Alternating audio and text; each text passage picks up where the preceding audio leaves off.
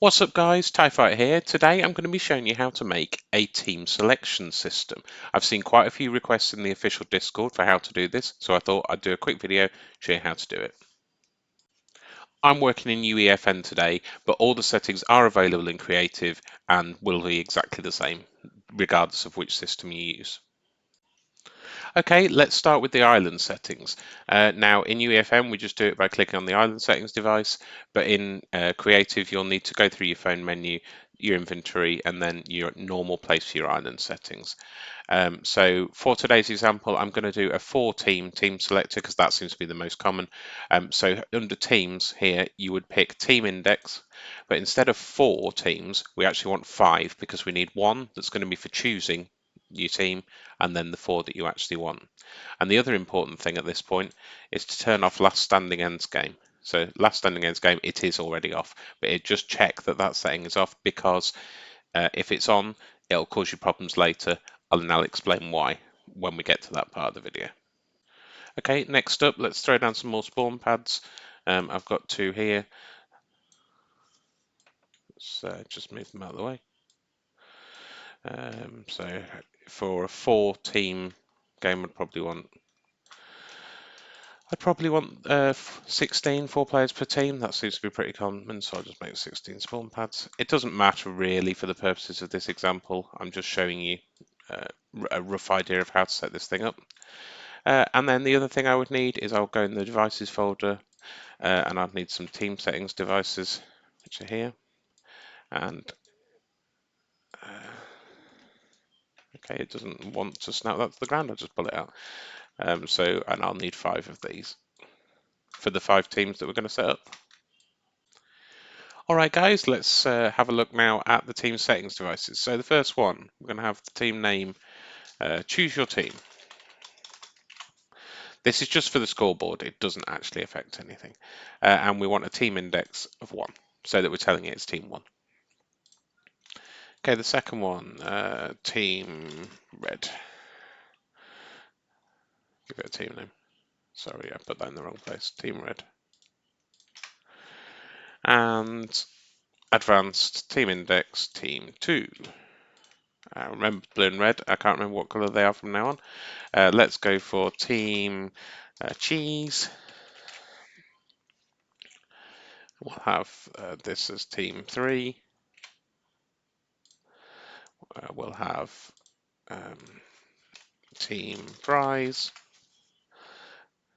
And we'll have this one as team 4. And then finally, we'll go for team cheeseburger. No burger. We've already got cheese. Let's just have burger. Team burger. It really doesn't matter at this point. It's literally just an example. So my team index for this one is 4. No, it's not. Sorry, it's 5. I'm forgetting now. So there you can see I have all my teams set up. I have the choosing team, and then I have team red, team cheese, team fries, and team burger. And I've given them all their own team number so we can refer to them in the other devices. Okay, what we want to do next is I'm going to put a little mutator zone over the spawn pads. Now, what I'm going to use this for is to make sure that when everybody spawns in, it puts them all onto that choose your team. So I'll just drop a mutator zone on there. This is going to be really rough and ready because I don't know what size to make everything. That should be fine. So people spawn in, and then this mutator zone is going to capture them. However, for this to work, and this is just from experience, I can tell you this, it doesn't always work if they spawn into that at the very start of the game. So what I do is I will enable it none, so that mutator zone is not enabled, and then I tend to use a trigger, although there are various ways of doing this, and then activate on game start. You would obviously have to sort all these things out, but just for the purposes of this, I'm not going to. Give it a 1-second delay. Okay, and then I've told it to trigger when the game starts. After a 1-second delay, I'm going to grab the mutator zone, enable from that trigger, untriggered. So what that's going to do is flash that mutator zone on them, after 1 second. Okay, what we're going to do next is the actual team change part. So for this, you need a class selector device. Now, I know we're not changing the class, we are just changing the team, but for the purposes of this, this is the best setting, best device I found to use. So again, if we put down 5, I'm going to put down 4 over here, and then I'll put a 5th one that I'll just move out of the way.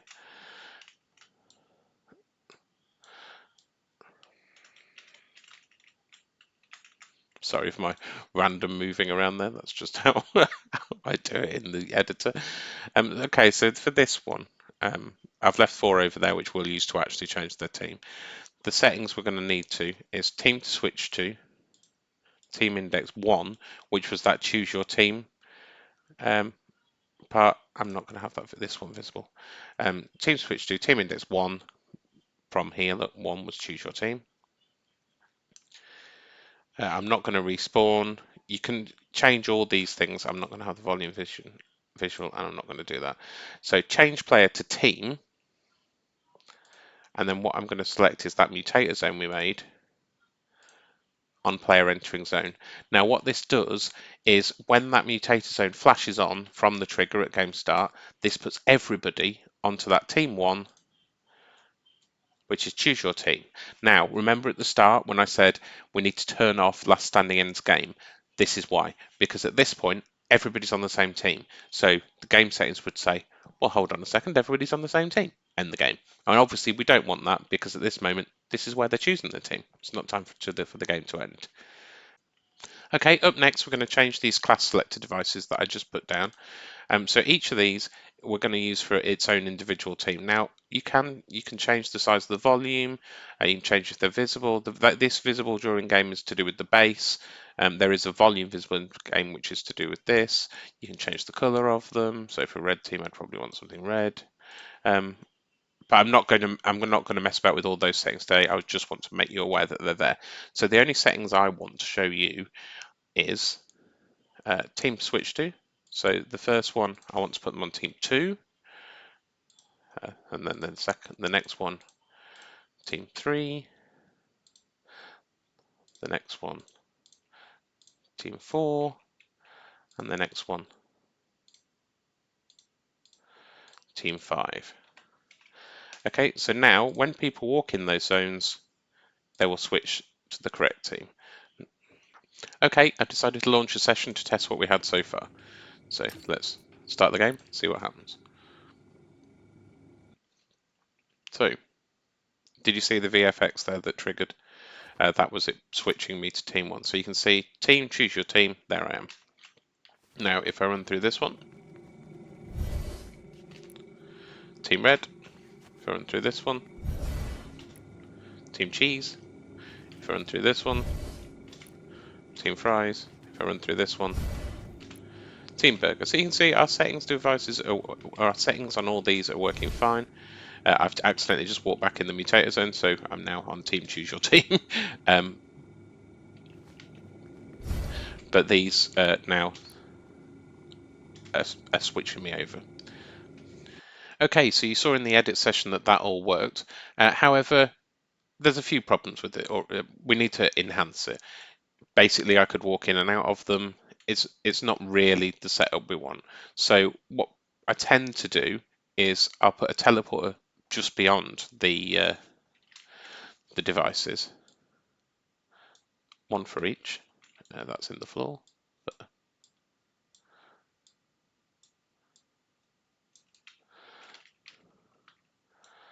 So if you turn it so that it's the right way.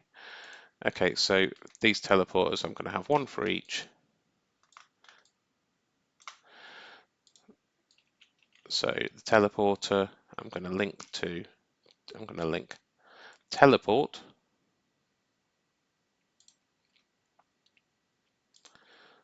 to this class selector on team switched. And if I do that for all of them, teleport.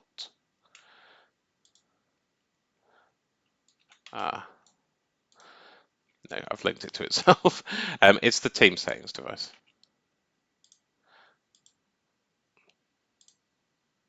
No, not that one. Sorry. It's the class selector on team switched. So you can see, I'm getting in the way, uh, the class selector 2, class selector 1, class selector 2. Okay, I took number 5. I got myself all in a muddle there. Class selector 2 on team switch, so then we'll have this one teleport. Class selector 3 on team switched. And as with everything, you can hide all this stuff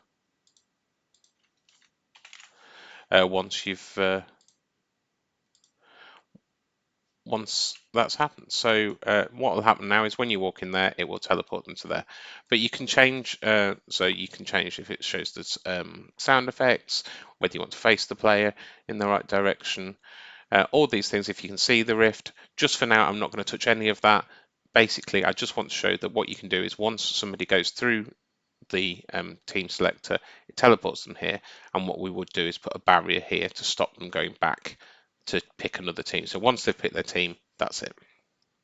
Okay, let's test this out in game. I'll start the game and check that what I've just done works. So we've got our team thing. I'll show you again that I'm on choose your team. So when I walk in this one, I teleport through that rift, and I'm on team red. You can see I teleport through there. If I go back round, I teleported through there. So you can see that what that's doing is it's swapping my team, and when it swaps my team, it moves me to that teleporter. Okay, we're getting there now, I think. So we're moving them past there. So what I would do is I would throw down a barrier. Just throw it down here. Don't want it very big, but we'd have it 10 wide, maybe 5 wide. I don't know. This is really just for you so that you can see that they couldn't get back if I teleported them past there. That's exactly how I'd do it. I wouldn't have that material on it though. I tend to just use a material, but we can have it as anything you want. You can even just clear it. You can just click on there, and now it's completely invisible barrier, but they can't walk back through. Okay, so we've got our barrier set up now, and it teleports you past the barrier when you've picked your team. That's great. However, some of the things that people like to do is have a player reference device, which allows the little hologram to appear once they've picked their team. So I'm just going to put a couple down here to show you. I'm not going to set it up fully. But what you can do is in the same way that we link the teleporter to them, if I link the first, well, actually first, what I would do is you want to update these player references only if there's no registered player on them. That way it can, when each person goes through, it won't update multiple times. So the first one, I'm going to link that to register the player when the team switched in there. And then the second one, I'm going to register the player when this first player reference update fails. So what's going to happen there is if I run in there, there's already somebody registered to this one, so it will fail. So the first time somebody runs through it, they'll register on this one. The second time, it will try and register them onto this one. It can't, it fails. So what this does is when that fails, we'll register them to this one instead, and you can set that up as many times as you want. Okay, let's have a look how that looks in game now. So I'll start the game. Okay, so there's my team selector. So I picked this one, it teleported me through, and you can see there I am, it made me there. And I can't get back through because of that barrier we put to change my team again. I'll just try and find the way around. There we go. So just to show that it's going to change me and it will put me on the second one this time. There we go, I'm on the second one. So you can put 4 of those for each one, and that's how you set up that little hologram effect. There are lots of different poses, and also these devices are pretty special, and I'll show you why shortly. Okay, that's all well and good, TIE Fighter, but how can I integrate this into my game? How do I then move the players from here to the next area? Well, this is where I spoke about those player reference devices. They can really come in really handy. So what I'm going to do is I'm going to set up a timer device. So we're going to give people 30 seconds to choose their team. As I said, all this is possible in creative as well as, actually we'll just make it 15 seconds for testing. We'll give people 15 seconds to pick their team. We're going to start at a game start and timer running. We're going to say, choose your team. I'm going to show it on the hood. Okay. And then what I'm going to do when this timer runs out is those player reference devices we just placed, both of them, I'm going to link activate when that timer device completes. So I'm going to activate those player reference devices when the timer device completes. Well, what good's that? I hear you say. Well, I'll show you. So let me grab another teleporter over here. So when the timer device finishes, I've put down this other teleporter here. But what I'm going to link this teleporter to, teleport to those player reference devices on activated. And I'll put another one for player number 2.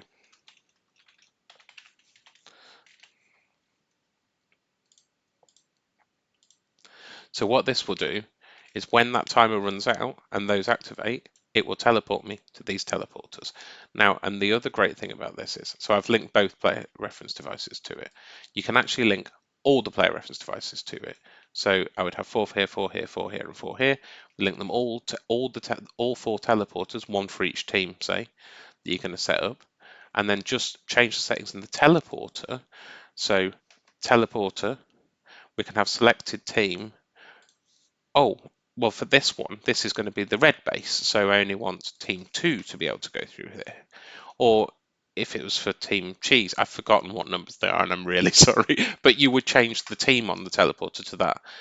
But it doesn't matter that you've got all of these linked to it, because this is only going to teleport you if you're on the right team. So it's a really easy way to move the players from the spawn room that you've created to their bases for the fight.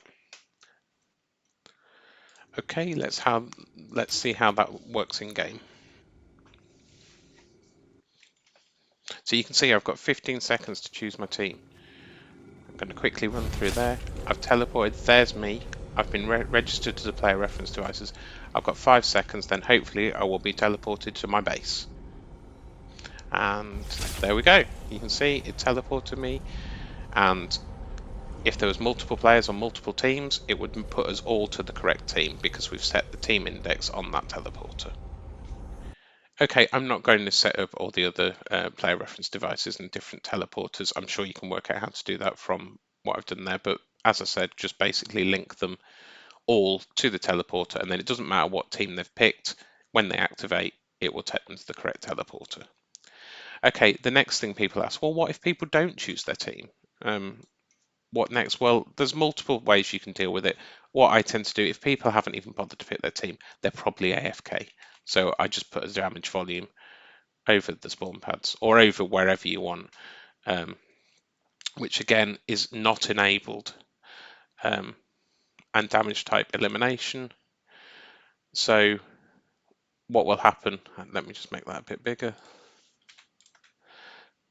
So what will happen here is it's not enabled, so nothing will happen. But if anybody's left in this spawn area, I tend to enable it when that timer finishes, and that will just solve the problem of anybody AFK, so that when we do our last standing mechanic, it will just kill them. Okay, so again, let's just show what that looks like in game. I'll show you that it does actually kill you if you don't pick your team.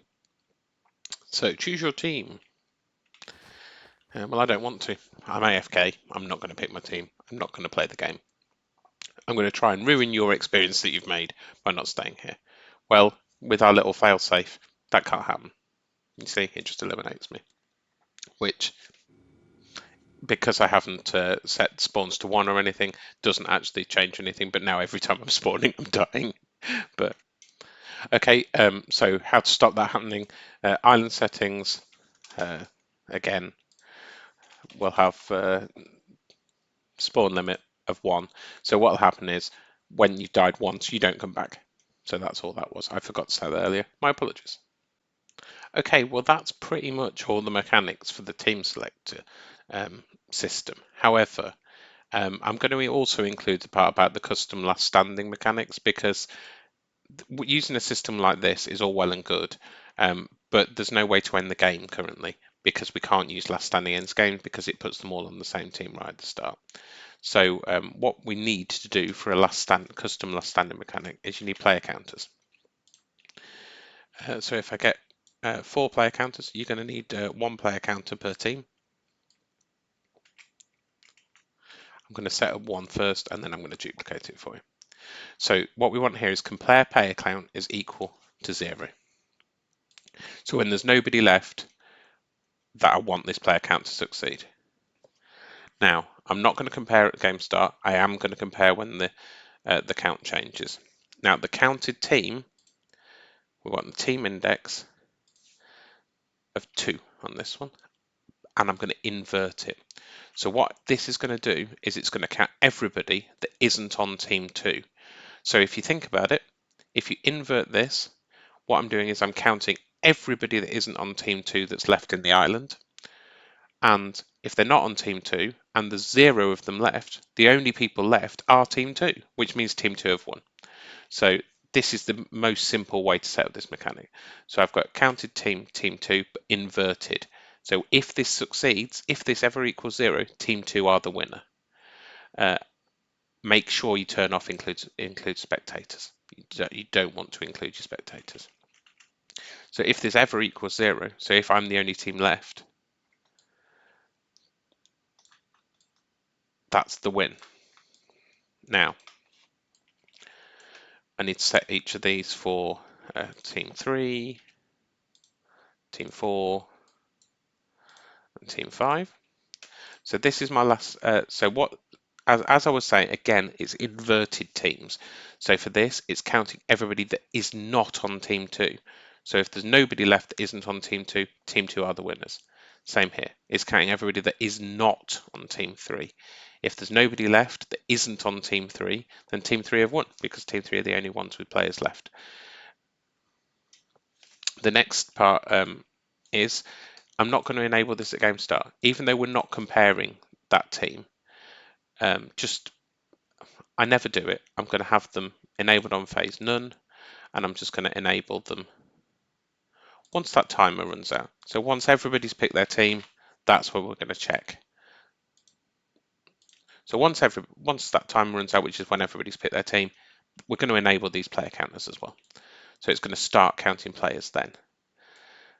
Okay, and then, so that's all well and good. We've counted the players, and we're going to know who's won, because whichever one succeeds is the one that has players left.